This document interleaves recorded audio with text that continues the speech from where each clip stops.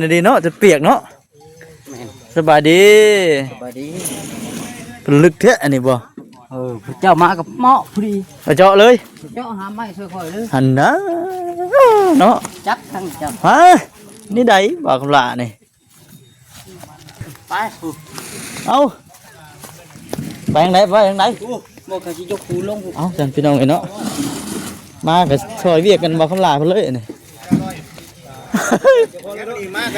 มากันได้เวียกเลยข่อยจ้ะ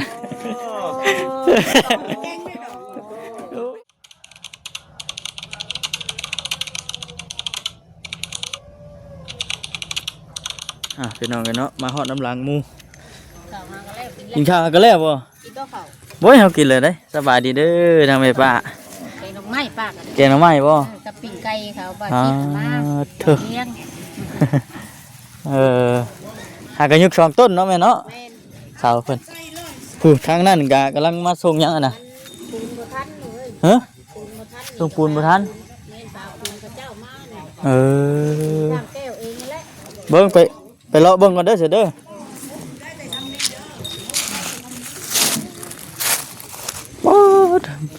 ซุ่มเย็นน่ะดีเนาะมื้อนี่ซุ่มเย็นจนเปียกปากคำละมื้อซุ่มมื้อเย็นน่ะดีเนาะจะเปียกเนาะสบายดีเป็นลึกเทะอันนี้บ่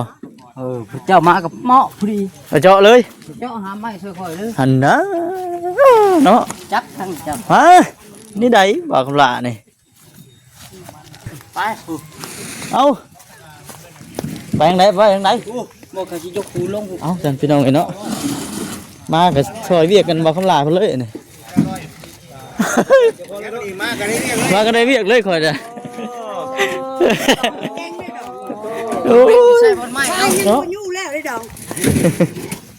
นี่บ่โอ้พี่ไม่บ่ว่าคนทำนี้นี่นะเขาสิเอาปูลงนี่บ่สิปูลงนี้โอ้คนเดียวเลยแข็งบ่คำลาเนี่ยคงแท้เลยเนาะเราอยากไปเบียดสิกันเคยไอ้เบียดค่อยทำไรพ่อจะเป็นลูกเคยแล้ว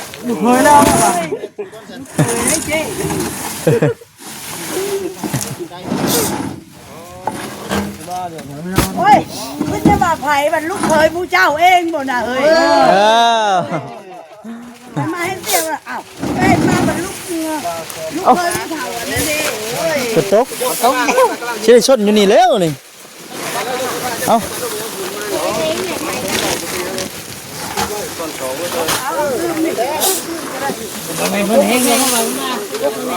มาคำลา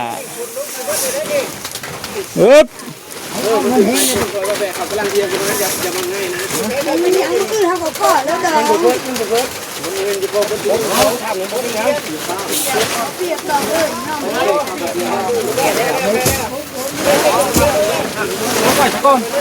พกไว้ก่อนเนาะพกไว้ทั้งก่อนพกไว้ก่อน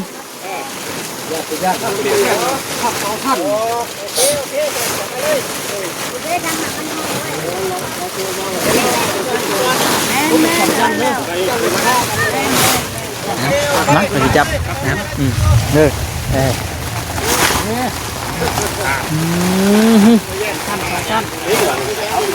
บ็อกเป็นคนให้เราเคยบูวิดเลยละนะมันบูวิดอ๋อหมื่นมาเลยผู้ช่างนั่งกันเข้าไปเลยเพิ่นให้เฮาแล้วนะเฮาภาษาแบกเป็นเมี่ยงอย่าให้มันเสียหายสิบ่ได้บ่มันมีเพียงอยู่ใกล้ๆอยู่มันหนักเฮ้ยมันหนักต้องเก่งดอกกระย่อไปลงนี่ท่วมแถวนี่มันดินมันมาเด้อมันเทลงนะบ่เป็นหยังแล้วถ้ามันใส่สบู่บ่เป็นหยังเดี๋ยวกูจักความได้ผุดเพลกันง่ายแล้วมันหมูจักเอาไปเดี๋ยวนี้คือบ่ทันผลนี่คันหมูจักนะเอาไปเดี๋ยวนี้มันบ่ได้ง่าย ว่าเห็นขึ้นว่าสิญาติควบพ้นแล้ว พวกคนมันเป็นไปไม่ได้ดอกพวกนั้นคันนี้แข่งกันยากๆเดียวนี่คันว่าคนนั้นมันต้องทำเดียวนี่มันบ่ได้ยากแข่งแล้วต้องยากคุณชอบมันบ่ได้ยากแบกจุ๊บ เอาชมนึง เอาชมเนาะ ไปดิ จัดการคำละ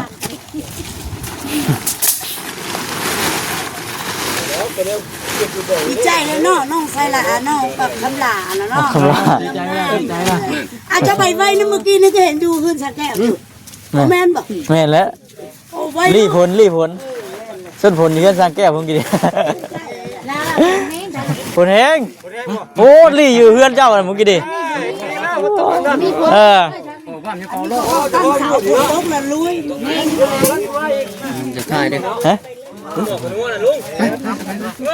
ยกมาเนี่ยนะมายกมานี่เดินในทุกบาทมันเป็นได้ง่ายๆนะ เออ ให้แล้ว เอาเฮ็ดเวียกกันเฮ็ดเวียก ยกมา เอาไปชอบเป็นยังไง ปดเกือบใช่ละบันโอ้เกี่ยวสิตั้งกี่หัวได้นะ ตั้งจิ๋วไว้คำละเอาเร็ว ง้อขึ้นก่อนได้เฮาก็ได้ ไปเพราะจะเป็นเคยเวียดเนาะ เอาใส่เตียงเด้อ โอ้บอกคำลาไปแล้วพู จิ๋วไว้ในเฮือนหลังนั่น เนาะ มันใกล้กว่า อ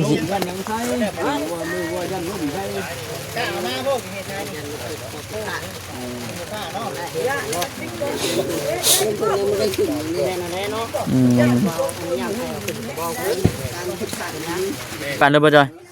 ทำมือห้องกันเด้ จะคลิปแล้ว จะสิมืออะไร ว่าอยู่ อ้าวบาดนี่มือไว้แท้มาถึง เขา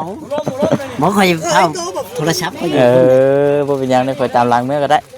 คอยจะทายอยู่โทรศัพท์อยู่อยู่เชนูชม สมแปลงอยู่พุ่นพอดีเล่นตามหลังเมื่อ เพิ่นเฝ้าแน่นี่ นี่บ่แซงกันมาแล้ว บ่แม่นเราคอยจะทาย เห็นบ่ โทรศัพท์อยู่คนนี้ แม่นเลยเนาะ แล้วจะมาเพิ่น หันเขาปิด 4 โมง 5 โมง 5 โมงโอ้ย อ้าวว่าเลยดิเฮ็ดงานแนวนี้แหละแม่นบอกเลย แต่ว่าฝนตก ได้ดอก คำลากับผู้ป๊อดเด้อ ใส่บ้าต้องรถเลือกบ้ามั้ยน้องไป ลาใส่หัวแล้วบ่ ใส่หัวได้แล้ว สมก็จะเป็นลูกเคยอันล่อเลยดิ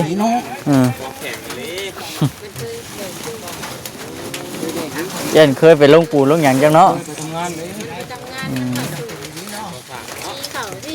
คือเฮาหน่อยเขาทบเลยแล้วเขาทบเลยแล้ว กินอยู่นี่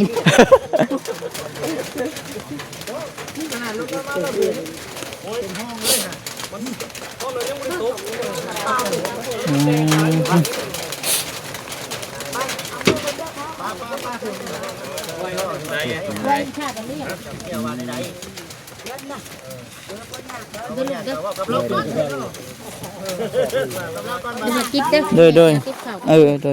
มีสิเมื่อป้าก็ได้ เมื่อละบาทเลย ย่างงัวควายเลยลูก อ๋อ มา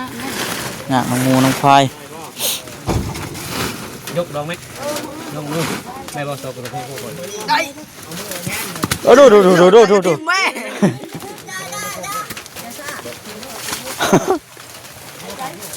ตัดกำลังเราได้แบบนี้เนาะทำไมคอยตัดกำลังแล้ว คนย้ายมาเจอแต่คนย้ายล่ะ ง่ายเกินง่าย คนย้ายล่ะ บ่จอยต้องบ่อยากให้กันอยู่น้ำนอกกันจ้อง ได้หัวเจ้าหัวเจ้าชัดติดไว้เนาะพ่อไม่เป็นกรรมกรเป็นคนงานบ้านเลยเนี่ยไม่ จะเทวะ เซ่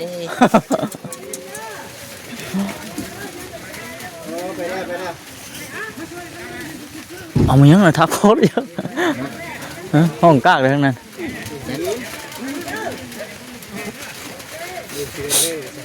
ฝนตกอีกแล้ว ได้บ่ครับ เจ้าชิมาป้าคอยบ่ โอ้มันต้องการให้เฮา ได้ดีเอ้าจะมากับจอยบ่ นี่ ห่านมาจอยก็ว่าสิเมื่อเลย เดี๋ยวเนาะ เออ โอ้ยยังบ่ทันได้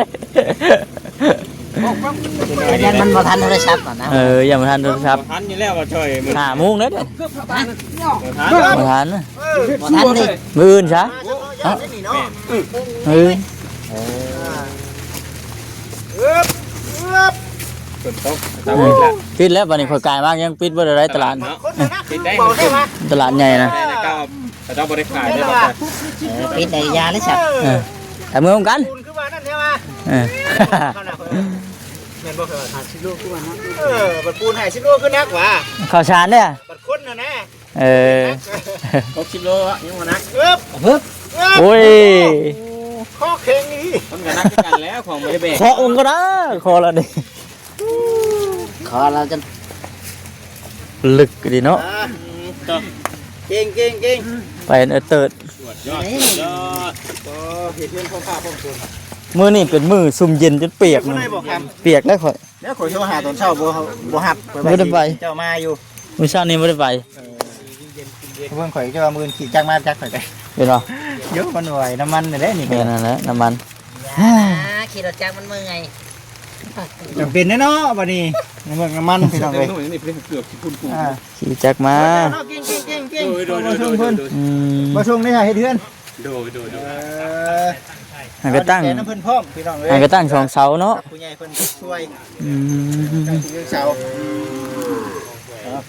ให้ก็ตั้งเสาสองต้น เสา2ต้นได้ อืม พี่น้องเลยเนาะบ่หนาวบ่ หนาวอยู่ สุดยอดได้เนาะ นี่ กำลังผสมเลย แต่ว่ามาพี่อันน่ะเสานี่อันน่ะคุมนี่คุดพอดีเบ่แล้วแม่นบ่ เลือดเท่ เดี๋ยวจะเทบัดนี้เนาะ แล้วก็แข่งผลไปน้ำเงินก่อนสิก่อน แข่งผลกันมา แต่แข่งผลน้ำบ่แซนเออ น้องแม็กมาพี่ลูกมากี่ว่าพี่ โอ้ ก็หมดแล้ว อืม มากี่ว่ากันเนาะ โอ้ชุ่มเย็นดีๆได้พี่น้องเอ้ยเนาะ ซุ่มเย็น มันก็บ่ยากกันตั้งน้ำแล้วนี่เนาะปล่อยปูนนี่ อ๋อ เริ่มแห้งเข้าแล้วเด้นี่ คักแน่ดีไหวบ่สังแก้ว ไว้ ไหวบ่ ไว้ต้องสู้ ต้องสู้สังแก้วอ่ะทีมงานสังแก้วมื้อนี้ลุยเลยพี่น้องเอ้ยเนาะทีมงานสร้างแก้ววันนี้ลุยเต็มที่ ได้บ่ว่าจินคนแห้งเข้าได้นี่ เห็นเขาเนาะ ไปพี่ไป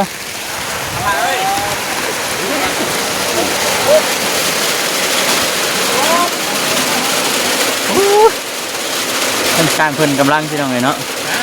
ท่านช่างเพิ่นกำลังเฮ็ดว่าซั่น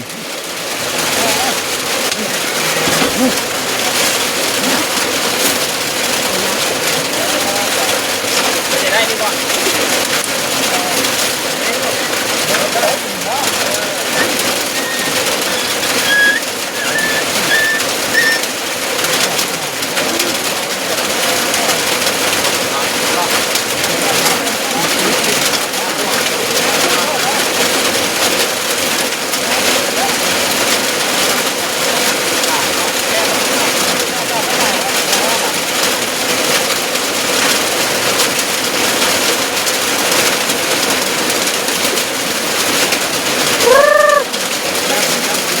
โอ้ยเข้ามาโอ้ยเอ้ยเป็นหัวเนาะเป็นข้าวผลนี่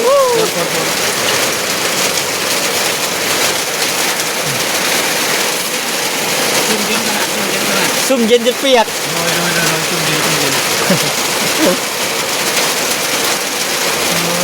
เด้อพี่น้องเนาะบ่ไหว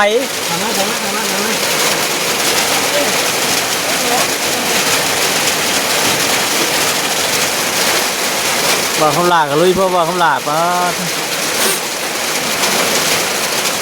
แล้วพี่ลูกยักษ์มามันคือลมพุทไทยน้องเพลงลมพุทไทยแล้วพอมึงยังมีโรงงานได้หักษาตัวเองษาพอได้โรงงานก่อนอย่าเผาดื้อเดี๋ยวนี้ยังไม่ใหญ่จังดื้อเฮ้ยนั่งอยู่นู่นนี่นั่งมันใช่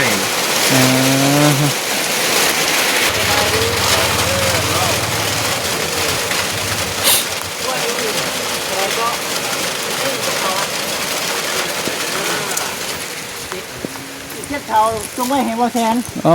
บ่ย่างเนาะนี่นะประยุกต์ผู้เดียวก็ได้ ได้ อีกเจ็ดชาวจงไว้ให้บ่แซนพี่น้องเอ้ย โอ้หมุดดีเนาะทางนั้น มืด เวลาก็บีบบังคับอยู่แล้วเนาะ แม่ แบบบีบบังคับไปดี โอเคเอาขอบคุณขอบใจหลายๆแล้วก็มาซอยพี่น้องเอ้ยเราก็ได้มาหยุกมาย่อปูนเสาซอยพอเบาชมเด้อพี่น้องเด้อเนาะสมทั้งผู้รักผู้ใหญ่เพิ่นช่วยเดือเนาะ 4 โมง มันมาแบบวิธีพูดสิครับไปเนาะ แม่ดีสบายดีดีมีแห้ง โอ้ยกำลังมันมาจะเล่าอีกได้นี่นะเออ เดี๋ยวแหละ เดี๋ยวบ่ จะเป็นพันธุ์ขึ้นไหนเข้าอยู่อยู่นี่ กันได้บัดนี้ เดี๋ยวแหละแข่งเลยเนาะแบบบ่ได้ถือยังเลยนะบาคำลากอ่ะปอมันยังฝนตกคุกอ่ะ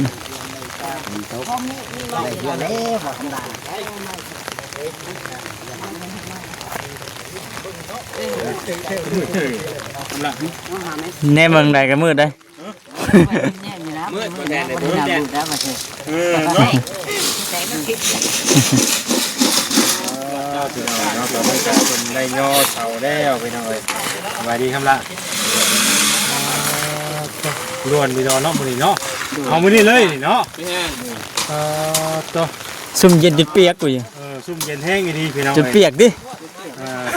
ตอนแรกว่ามื้ออื่นเนาะมื้อนี้เลยบาดนี้ คักแน่สิเนาะ เตรียมเครื่องเตรียมของนั้นตัวสิบ่ทันพี่น้องเนาะเครื่องก็แบ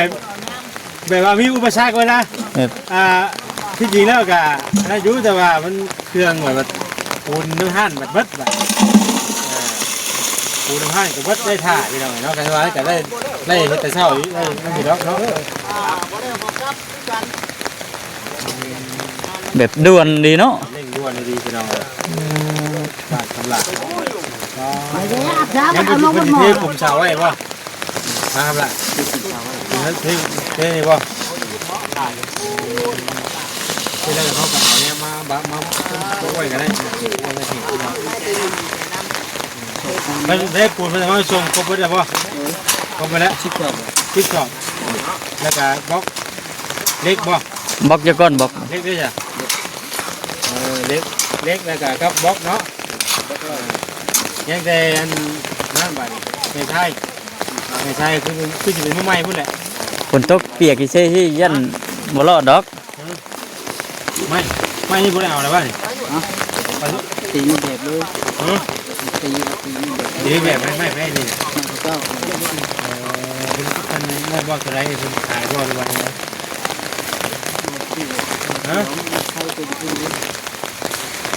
พอตอนแรกเราแสดงว่าจะสร้างมาอยู่วันนี้เพราะว่าถามไม่สร้างเราเอาไปได้นะเรียกว่าเอาไปเรื่อยๆเลยครับแล้ว อ้าวตกลงมาอีกแล้ว จะแค่นบ่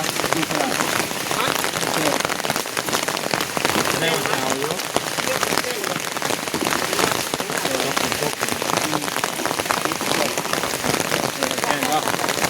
แพน ไปสักทีเราเนาะมาทำกระสิคลิปก่อนคลิปหน้าคลิปในพบเจอกันอีกเด้อพี่น้องเด้อสบายดี